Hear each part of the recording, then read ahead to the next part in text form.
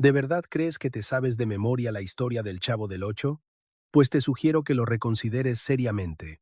Más allá de la apariencia inofensiva de ese patio y de la tierna imagen del niño refugiado en su barril, existe un universo oscuro, repleto de enigmas mucho más bizarros y perturbadores que cualquier capítulo que hayas visto en televisión. Estamos hablando de temperaturas infernales que ponían a los protagonistas al borde del desmayo, de un barril que detonó violentamente en plena grabación, y de una enemistad amarga que surgió a 30.000 pies de altura. Y por si eso no fuera suficiente, existen leyendas urbanas sobre un estudio maldito donde el equipo técnico juraba escuchar lamentos infantiles, incluso cuando el lugar estaba completamente desierto. Muchos de estos relatos permanecieron sepultados bajo 7 llaves durante décadas, lejos del ojo público. Sin embargo, otras historias continúan saliendo a la luz en pleno 2026, justo ahora que el Chavo está experimentando un renacimiento masivo en las plataformas digitales a nivel global. Entonces cabe preguntarse, ¿qué ocurrió verdaderamente detrás de esos muros de cartón piedra de la famosa vecindad?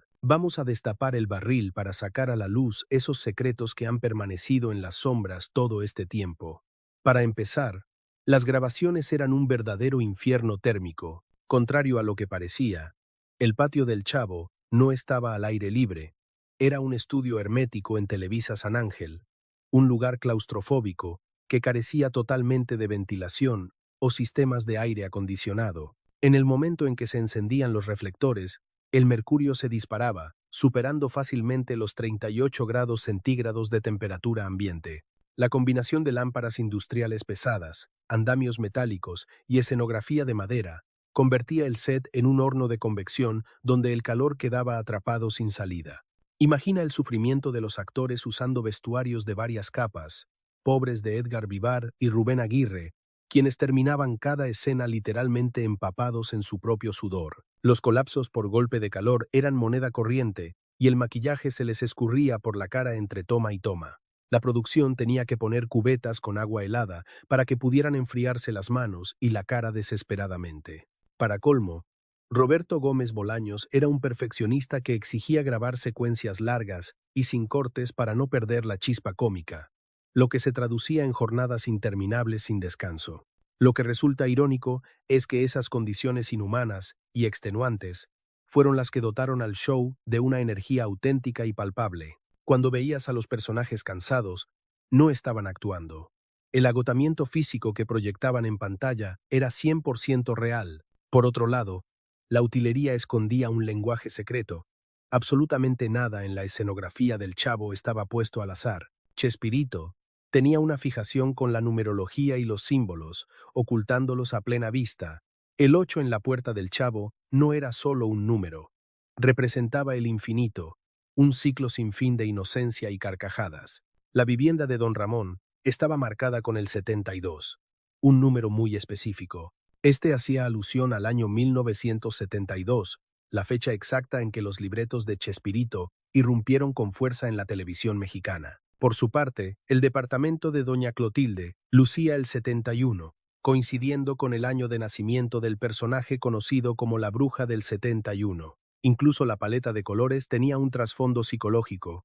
El verde predominante en el patio simbolizaba la esperanza. Las puertas rojas evocaban el orgullo y la furia, mientras que los marcos amarillos denotaban curiosidad. El mismo Chespirito confesaba: «Los números son mis actores de reparto invisibles. Tuvieron que pasar décadas para que los fanáticos, gracias a la tecnología de alta definición, pudieran descifrar estos patrones ocultos en el fondo de las escenas».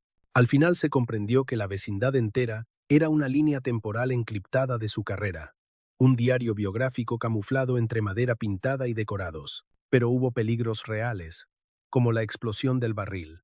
Corría el año 1975 cuando ocurrió el incidente. Ese icónico barril de madera estuvo a nada de causar una desgracia fatal. Todo sucedió durante una prueba técnica de iluminación. Al equipo de efectos especiales se le ocurrió llenar uno de los barriles con una mezcla de hielo seco y agua para generar humo, pero cometieron el error de sellar la tapa herméticamente sin calcular la presión del gas. Segundos después, el barril detonó como si fuera una granada, lanzando astillas afiladas por todo el set y lastimando seriamente el brazo de un camarógrafo cercano. La producción quedó paralizada durante 2 días enteros, y el miedo se apoderó del elenco. Tras el susto, Chespirito vetó terminantemente el uso de barriles de madera auténtica. Ordenó la fabricación de uno nuevo hecho de fibra de vidrio, texturizado para parecer antiguo, pero con una válvula de escape de seguridad para evitar otra explosión. Ese mismo barril modificado es la pieza de museo que hoy se resguarda celosamente en las bodegas de Televisa en la Ciudad de México. Es un recordatorio físico de cómo la comedia estuvo a 1 milímetro de convertirse en una tragedia sangrienta. Además, el concepto del barril era una gran mentira. Millones de seguidores crecieron pensando que el Chavo vivía metido ahí dentro, pero eso es falso. Si revisas los guiones originales, el chico en realidad alquilaba el apartamento número 8 a una anciana misteriosa que jamás salió a cuadro. El barril funcionaba únicamente como su guarida, su fortaleza de soledad donde se ocultaba cuando los gritos de los adultos o la dura realidad se volvían insoportables. Con el paso de los años, este malentendido se transformó en una leyenda urbana. La estampa de un niño en situación de calle viviendo en un barril resonó con una verdad dolorosa, la invisibilidad de la miseria y la fantasía de que cualquier agujero puede ser un hogar. A Chespirito le fascinaba esa ambigüedad poética y decidió no corregir al público, dejando que la confusión persistiera. Cuando los pequeños le enviaban cartas preguntando, ¿es verdad que duermes en el barril? Él contestaba con astucia, solamente cuando llueve. De esta manera, lo que empezó como un simple elemento decorativo, se elevó a una de las metáforas más potentes de la televisión sobre el abandono y la resiliencia. Otro dato fascinante son los adultos en pantalones cortos. Ninguno de los niños de la vecindad era realmente un niño. Todos eran actores maduros. Rubén Aguirre ya pasaba de los 40 años. María Antonieta de las Nieves estaba en sus 20 y el mismo Chespirito rozaba las 4 décadas cuando se dio el claquetazo inicial. Esto no fue por falta de presupuesto, sino una elección artística deliberada. Chespirito sostenía que solo un adulto podía entender y transmitir la carga emocional y dramática de la niñez, matices que un actor infantil difícilmente podría captar. Esos gestos teatrales, la inocencia un tanto forzada y esa melancolía de fondo le otorgaron a la serie una complejidad psicológica imposible de replicar. Más allá de la visión artística, existían motivos puramente logísticos y funcionales para esta elección tan particular. Trabajar con actores maduros garantizaba una resistencia física superior ante los agotadores horarios de grabación, además de una capacidad retentiva inigualable para memorizar guiones complejos en tiempo récord, algo que un niño real difícilmente podría sostener. Un ejemplo impactante de esta dedicación profesional fue María Antonieta de las Nieves, quien no permitió que nada detuviera su interpretación de la Chilindrina, manteniéndose firme en el set de grabación, incluso mientras atravesaba un embarazo avanzado que ponía a prueba su resistencia. La producción tuvo que recurrir a todo su ingenio y trucos de vestuario, utilizando prendas estratégicamente holgadas para disimular su gestación, mientras que el maquillaje y sus icónicas pecas mantenían intacta la ilusión de la niñez frente a las cámaras, engañando al ojo del espectador. Fue tal su compromiso que el nacimiento de su hijo ocurrió apenas unos días después de concluir la temporada de rodaje. Décadas más tarde, la actriz confesaría con nostalgia una verdad fundamental. Nosotros no estábamos simplemente imitando comportamientos infantiles ni fingiendo ser pequeños. Lo que hacíamos en realidad era evocar nuestra propia inocencia perdida, recordando profundamente lo que significaba ser niños. Probablemente sea esa honestidad emocional la razón por la cual, más de 50 años después, sus actuaciones siguen tocando la fibra sensible del público y provocando lágrimas de risa. Pero no todo era alegría en la vecindad. Hubo un romance clandestino que partió al equipo en dos mitades irreconciliables. El verdadero drama no estaba escrito en los libretos de comedia, sino que se desarrollaba intensamente en los pasillos y camerinos, lejos de la vista de los fanáticos. El genio creativo, Roberto Gómez Bolaños, mantenía un matrimonio estable y era padre de 6 hijos cuando su corazón comenzó a latir peligrosamente por Florinda Mesa, la talentosa y carismática mujer encargada de dar vida a la estricta y temperamental Doña Florinda. La chispa inicial se convirtió en un incendio incontrolable durante una gira internacional por Chile en el año 1977, donde la convivencia diaria y la presión de los escenarios estrecharon sus lazos mucho más allá de lo meramente profesional. Para el año siguiente, Ya no ocultaban su amor y eran absolutamente inseparables, marcando el fin definitivo del matrimonio anterior de Chespirito. Esta nueva unión polarizó al elenco, mientras algunos ofrecían su apoyo incondicional. Figuras clave como Ramón Valdés mostraban una desaprobación silenciosa pero palpable ante la situación. A partir de ese momento crucial, la dinámica frente a las cámaras cambió para siempre, impregnando cada escena compartida de una tensión eléctrica y sutil que los espectadores más atentos y perspicaces podían percibir en el ambiente. El patio de la vecindad se convirtió en un escenario de amor apasionado y supuesta traición, pero los problemas escalaron hasta los cielos, con celos manifestándose a 30.000 pies de altura. La fama es una bestia caprichosa, y al igual que una fuerte turbulencia aérea, tiene la capacidad de sacudirlo todo sin previo aviso. Exactamente esa fue la tormenta perfecta que se desató entre dos titanes de la comedia latinoamericana, el creador Roberto Gómez Bolaños y el inmensamente carismático Carlos Villagrán, cuya rivalidad trascendió la ficción. Hacia el año 1977, el personaje de Kiko, aquel niño consentido de mejillas prominentes y traje de marinero, había eclipsado a todos, transformándose indiscutiblemente en la figura más aclamada y solicitada del espectáculo. La situación se tornó insosteniblemente incómoda en las conferencias de prensa, donde los periodistas pasaban por alto a Chespirito para rodear masivamente a Villagrán, buscando desesperadamente una foto exclusiva o una palabra del actor del momento. El ego del director y guionista sufrió un golpe devastador ante este evidente desplazamiento. La olla de presión finalmente explotó durante un vuelo de retorno desde tierras sudamericanas, donde los rencores acumulados ya no pudieron contenerse más. Quienes presenciaron el incidente relatan una acalorada disputa en las alturas que heló la sangre de los presentes. Chespirito, con frialdad, argumentó severos problemas presupuestarios, informándole a su colega que el salario de Kiko sufriría un recorte significativo e injustificado. Villagrán, con el cansancio acumulado de las interminables presentaciones y el viaje, no se quedó callado y contraatacó con furia,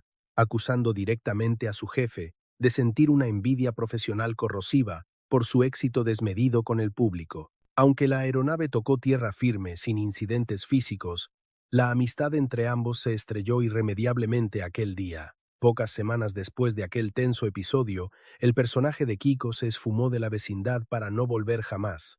La narrativa oficial del programa justificó su repentina ausencia, diciendo que se había mudado con su abuela adinerada, pero detrás de los coloridos decorados, solo quedaron lágrimas amargas, silencios incómodos y un resentimiento profundo que duraría décadas. Mucho tiempo después, Villagrán confesaría con tristeza y resignación: nuestra relación era casi paternofilial, hasta que la fama se entrometió como una tercera persona discordante entre nosotros, destruyendo lo que habíamos construido. Ahora hablemos de la gran rebelión de la Chilindrina. Al integrarse María Antonieta de las Nieves al elenco original de El Chavo, su rol estaba concebido originalmente para ser una figura de apoyo, un personaje secundario sin mayor protagonismo que el resto de los niños de la vecindad. Sin embargo, esa niña astuta, pecosa, llorona y chimuela desafió todas las expectativas y pronósticos, robándose el corazón de millones de espectadores a lo largo y ancho de toda América Latina con su carisma único. Con el paso de los años, la actriz se percató con preocupación de que la imagen de su personaje inundaba carteles, juguetes y mercancía oficial, todo ello sin que su contrato estipulara pago alguno por derechos de imagen o regalías justas. Sintiéndose profundamente subestimada y explotada comercialmente por la maquinaria televisiva, tomó una decisión audaz: acudió al registro de derechos de autor y, en absoluto secreto, inscribió el nombre de La Chilindrina como su propiedad intelectual exclusiva. El descubrimiento de esta maniobra legal desató la furia incontrolable de Chespirito, mientras él lo interpretó como una puñalada por la espalda y una deslealtad imperdonable. Para ella no era más que un acto legítimo de supervivencia profesional y justicia laboral. La respuesta del creador no se hizo esperar. Él interpuso una demanda legal contundente y agresiva, sosteniendo que cada habitante de la vecindad, sin excepción, era una creación inalienable de su propio universo creativo. Este litigio se extendió por 12 largos y desgastantes años, paralizando cualquier posibilidad de reencuentro artístico y creando un cisma doloroso entre los seguidores. Al final, María Antonieta salió victoriosa con los derechos en mano, pero el costo personal fue devastador para su alma. Ganar el juicio significó perder a mi gran amigo para siempre, confesaría ella con profundo pesar años después. Y es que, en la pantalla, la risa que compartían poseía una magia inigualable y una química que jamás se repetiría en la historia de la televisión. Lejos de las luces del set, un muro de silencio impenetrable se levantó entre ellos, perdurando tristemente hasta el fallecimiento de Chespirito en el año 2014. Pero los conflictos no eran solo internos. Los críticos externos etiquetaron al show despiadadamente como televisión basura, a pesar de que millones de hogares humildes y familias enteras idolatran las aventuras del Chavo. La élite cultural y académica de México miraba el fenómeno con absoluto desdén, calificándolo de vulgaridad diseñada para adormecer a las masas. Durante la década de los 70, la prensa escrita y los intelectuales lanzaban feroces acusaciones contra Chespirito, culpándolo de normalizar la violencia física entre vecinos y de hacer una burla cruel de la precariedad social que vivía el país. Diversos sectores educativos y asociaciones de padres sostenían que la lluvia constante de golpes, patadas y agresiones físicas disfrazadas de humor estaba maleducando a la infancia, fomentando conductas irrespetuosas y violentas en los patios de recreo. El debate escaló a niveles tan altos que incluso funcionarios del Estado y políticos llegaron a cuestionar seriamente en el Congreso si la transmisión del programa representaba un peligro real y tangible para el tejido social de la nación. Ante la tormenta de críticas y ataques, Chespirito se mantuvo estoico e inquebrantable en su postura. Defendió su obra con una serenidad absoluta, argumentando siempre que un golpe caricaturesco en el contexto del Chavo era inofensivo y no causaba daño real a nadie. Para él, aquello era una metáfora de la vida misma, recordándonos la necesidad vital de reírnos ante la adversidad y el dolor. Siempre sostuvo con firmeza que en la sencillez de sus historias y personajes residía su fuerza más poderosa y universal. Insistía en que detrás de cada coscorrón, cada insulto o cada travesura infantil, se escondía un espejo fiel de la lucha diaria por la supervivencia y la convivencia humana en los estratos más bajos de la sociedad.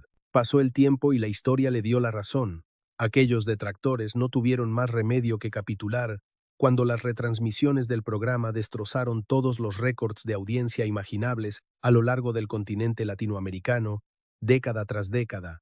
Aquello que despectivamente llamaron basura se metamorfoseó con el tiempo en un invaluable tesoro cultural, demostrando a generaciones enteras que la alegría pura puede brotar y florecer incluso en los rincones más humildes y pequeños del mundo. Hablemos ahora de una de las leyendas más oscuras que rodean al elenco: el fatídico y maldito viaje a las paradisíacas playas de Acapulco, un episodio que marcaría un antes y un después. Los recordados capítulos especiales filmados en Acapulco en el año 1977 se concibieron originalmente como una gran fiesta, un premio al esfuerzo del equipo y un descanso dorado bajo el sol del Pacífico mexicano. Después de años de grabaciones ininterrumpidas y agotadoras, actores y técnicos partieron eufóricos hacia la costa, aliviados de escapar del encierro del estudio. Sin embargo, lo que prometía ser un paraíso tropical pronto adquirió un matiz siniestro y peligroso.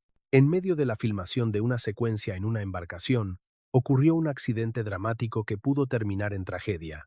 Un integrante del equipo técnico perdió el equilibrio, cayó a las aguas profundas y estuvo al borde del ahogamiento, salvándose milagrosamente gracias a la intervención de pescadores locales. Increíblemente, y ante el desconcierto general, las cámaras continuaron grabando instantes preciosos antes de que el pánico y el caos absoluto se apoderaran de la situación encubierta, revelando la fragilidad del momento. Se dice que la cinta con esas imágenes perturbadoras fue eliminada, y la cadena Televisa impuso una ley de silencio estricta para prevenir un escándalo mediático de proporciones mayores, pero la memoria del elenco jamás pudo borrar ese trauma vivido en el mar. Apenas unos meses después de aquel viaje que debía ser de ensueño, la estructura del grupo comenzó a resquebrajarse irremediablemente. Primero fue la partida de Villagrán, seguida por la dolorosa renuncia de Ramón Valdés, dando paso a una era de tensiones y ausencias que nunca más desaparecerían. Entre los seguidores más acérrimos y los teóricos de la conspiración, Este oscuro evento ha sido bautizado con un nombre que provoca escalofríos: la terrible maldición de Acapulco. Resulta una ironía cruel del destino que esos episodios bañados por el sol, repletos de carcajadas y brisa del mar, marcaran el punto final, la última ocasión en que el elenco original compartiría una risa genuina. Lo que veíamos en pantalla era pura felicidad radiante, pero al apagarse las cámaras, se gestaba el comienzo de una dolorosa despedida definitiva. El ambiente estaba tan cargado que se decía que el set estaba, literalmente, bajo el influjo de algún embrujo. Cualquiera que haya pisado el legendario Foro 8 de Televisa San Ángel conoce la verdad. Aquella risa contagiosa a veces se transformaba en un frío que calaba los huesos. Los técnicos juraban por su vida que ese lugar estaba maldito. Las luces del estudio sufrían parpadeos siniestros incluso con la corriente eléctrica totalmente estable. Las cámaras se atascaban sin ninguna razón técnica, y los objetos de utilería aparecían en lugares distintos al amanecer.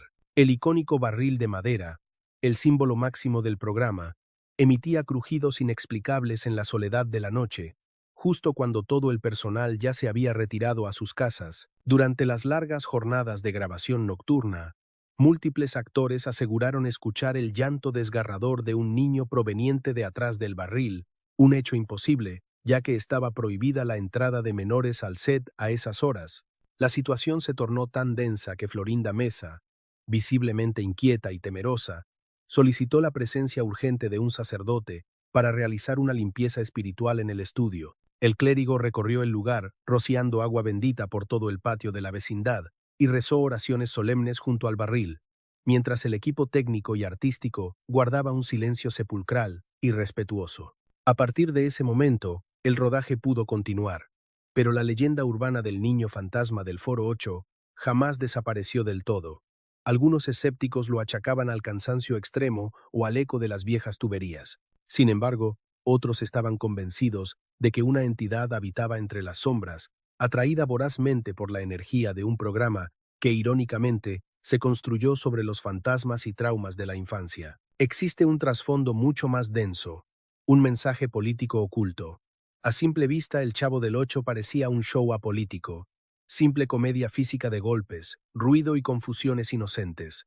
No obstante, décadas más tarde, los sociólogos han destapado lo que realmente era: una revolución silenciosa escondida a plena vista de todos nosotros. La vecindad no era solo un set, era un espejo fiel y doloroso del México de los años 70, una radiografía de una sociedad profundamente fracturada por la desigualdad económica. El señor Barriga no era solo el casero, simbolizaba la corrupción burocrática y el poder sistémico, siempre llegando a cobrar la renta puntualmente, sin jamás arreglar un solo desperfecto del lugar. Doña Florinda personificaba la arrogancia de una clase media en decadencia, mientras que don Ramón y el hambre perpetua del Chavo eran la encarnación viva de los marginados y olvidados por el sistema. Chespirito nunca necesitó subirse a un púlpito para predicar. Su maestría consistió en esconder su crítica social dentro de las carcajadas. Su verdadero genio radicaba en la sutileza absoluta. Los personajes débiles se mofaban de los poderosos en sus propias narices sin que nadie se diera cuenta. En una época marcada por la censura y la agitación, transformó la comedia en un acto de resistencia. El público masivo se veía reflejado en cada escena, sintiendo una conexión visceral con lo que ocurría en esa pantalla. Sus propias frustraciones diarias, sus esperanzas rotas y sus derrotas constantes venían envueltas en un papel de regalo hecho de humor blanco. El gobierno de turno jamás comprendió que cada cachetada, cada desalojo injusto y cada intento fallido de mantener la dignidad eran en realidad un grito desesperado de justicia social disfrazado de juego de niños. El Chavo trascendía la comedia. Era un comentario social crudo cubierto de inocencia. Incluso la famosa garrotera tenía sus raíces en una condición médica muy real. Cuando el Chavo se quedaba petrificado, rígido e inmóvil como una estatua de piedra, el público en sus casas estallaba en carcajadas incontenibles. Pero muy pocos conocían la verdad oscura. Aquella escena cómica provenía de una experiencia real, traumática y dolorosa para el creador. El hermano menor de Chespirito sufría de episodios severos de parálisis temporal detonados por el miedo intenso, una manifestación leve de catatonia clínica. Siendo apenas un niño, Roberto lo observaba con total impotencia, viendo cómo el cuerpo de su hermano se bloqueaba sin poder moverse ni articular palabra. Esos recuerdos lo atormentaron durante años. Al momento de crear al personaje del Chavo, decidió transformar ese miedo paralizante en un gag recurrente, la famosa garrotera. En la serie, esto ocurría cuando el niño enfrentaba un terror absoluto o una culpa extrema. El único remedio era un balde de agua fría y, por supuesto, la risa. Chespirito confesó tiempo después: si logras reírte de aquello que te aterra, deja de asustarte. Convertir su trauma en humor fue su terapia personal, demostrando que la comedia puede exorcizar el dolor. Para millones de espectadores alrededor del mundo, La garrotera no fue solo un chiste físico, sino una poderosa metáfora sobre cómo enfrentar nuestros miedos con la inocencia de un niño. Existe una leyenda sobre un episodio perdido que jamás podrás ver, por mucho que lo busques en Internet. Entre los círculos de fanáticos más obsesivos, se le conoce como el episodio fantasma, el santo grial de la serie. Corría el año 1974 cuando se transmitió una edición especial titulada El Festival de la Vecindad, emitida una única vez antes de desvanecerse para siempre en el olvido. Apenas unas semanas después, un incendio devastador en los archivos del Foro 5 de Televisa destruyó cientos de rollos originales, incluyendo supuestamente esa cinta. Solo sobreviven unas pocas fotografías borrosas. Aquellos afortunados que lograron verlo en vivo recuerdan un final inusualmente sombrío y diferente a todo lo demás. Se describe al Chavo caminando completamente solo por la vecindad en plena noche, diciéndole al profesor Girafales que se iba para buscar a su mamá. Esa frase dejó al público mudo, y muchos aseguran haber llorado. Cuando las repeticiones del programa comenzaron a omitir sistemáticamente ese episodio, los rumores empezaron a correr como la pólvora. Se decía que el propio Chespirito lo censuró por considerarlo demasiado triste y deprimente. Hasta el día de hoy, los coleccionistas mueven cielo y tierra buscando una copia sobreviviente. Aunque la cadena Televisa niega categóricamente su existencia, hay voces que susurran que un carrete dañado sigue olvidado en algún depósito polvoriento, esperando ser descubierto, ya sea mito o una realidad oculta. El episodio perdido forma parte integral de la leyenda del Chavo, recordándonos que incluso en la risa hay piezas del rompecabezas que faltan. Lo más inquietante es que el programa llegó a predecir acontecimientos reales con una exactitud que asusta. Todo comenzó como una broma pasajera. En un episodio transmitido en 1977, don Ramón se quejaba amargamente diciendo: la inflación está tan alta que hasta la risa nos va a costar más cara. Sorprendentemente, apenas 2 semanas después de esa emisión, México sufrió una de las escaladas de precios más brutales de toda la década. Los periódicos de la época no tardaron en titular: don Ramón nos lo advirtió. El público quedó totalmente asombrado ante la coincidencia. Un programa que supuestamente nunca hablaba de política parecía haber anticipado la dura realidad económica con una precisión de oráculo. Y créanme, no fue la única vez que sucedió. Hay un momento muy perturbador que los fans recuerdan bien.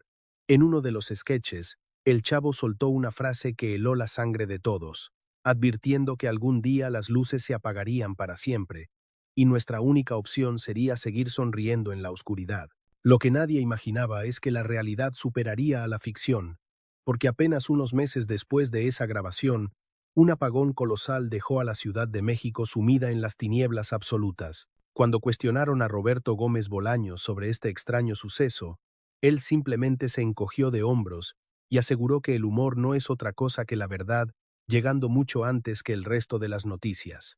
Por supuesto, los seguidores empezaron a tejer teorías conspirativas, bromeando con que la vecindad tenía dotes de evidencia y que detrás de cada carcajada inocente se escondía un profeta disfrazado advirtiéndonos del futuro. Y quién sabe, tal vez no estaban tan equivocados. Al final, al ironizar sobre nuestra vida diaria, Chespirito logró capturar una esencia eterna, creando una comedia que latía al mismo ritmo cardíaco de un país que estaba al borde de una transformación histórica. Pero atención a este dato explosivo: el barril regresó con toda su gloria en el año 2026. Así es, más de 50 años después de su debut, El Chavo del Ocho tuvo un retorno triunfal que nadie vio venir. Fue exactamente en agosto de 2026 cuando Televisa decidió romper el mercado lanzando episodios completamente remasterizados en las plataformas de streaming más importantes. Y no llegaron solos, ya que se transmitieron por toda América Latina, acompañados de horas y horas de material inédito. Joyas ocultas que habían estado guardadas en una bóveda desde los años 70. Los espectadores quedaron en shock al ver imágenes de Chespirito, ensayando sus líneas totalmente descalzo, a Villagrán haciendo bromas pesadas fuera de cámara y a María Antonieta de las Nieves luchando contra la gravedad para mantener sus coletas perfectas entre cada toma. Hubo un clip en particular que nos estrujó el corazón, mostrando a un Chespirito íntimo y concentrado, lejos del ruido de la fama. En el video se le veía puliendo con una suavidad conmovedora ese viejo barril de madera y ajustando la tapa antes de rodar, con la delicadeza de un gran artista cuidando su instrumento más preciado. La reacción fue una locura. En cuestión de días, el reestreno se disparó al primer lugar de las listas de visualización, dominando las pantallas desde el norte de México hasta el sur de Argentina. Las redes sociales colapsaron bajo una inundación de mensajes de fanáticos que, habiendo crecido en la pobreza, encontraron consuelo y alegría riendo junto a ese mismo barril de madera. Para esta nueva generación, el fenómeno fue mucho más que un golpe de nostalgia. Se sintió como recibir una herencia cultural invaluable que llevamos en el ADN. Medio siglo más tarde, el Chavo regresó a casa para demostrarnos que la risa verdadera es infinita, como un ocho acostado, y que su legado se niega rotundamente a desaparecer en el olvido. Porque seamos claros, detrás de las risas grabadas, las bofetadas de Doña Florinda y el barril, existe un universo construido con verdades dolorosas, lucha constante y mucho amor. Cada secreto revelado, cada rumor oscuro y cada superstición del elenco, lo único que hacen es aumentar la magia y el misticismo de la serie. Ahora dime la verdad. ¿Alguno de estos datos te dejó con la boca abierta? ¿Cuál te impactó más? ¿La historia del set embrujado, el misterio del episodio perdido o la cruda realidad de la garrotera? Si este viaje nostálgico por la vecindad te trajo buenos recuerdos, por favor revienta el botón de me gusta en el video ahora mismo. Compártelo con esa persona especial que creció viendo al Chavo y ayúdanos a mantener viva su risa para las futuras generaciones.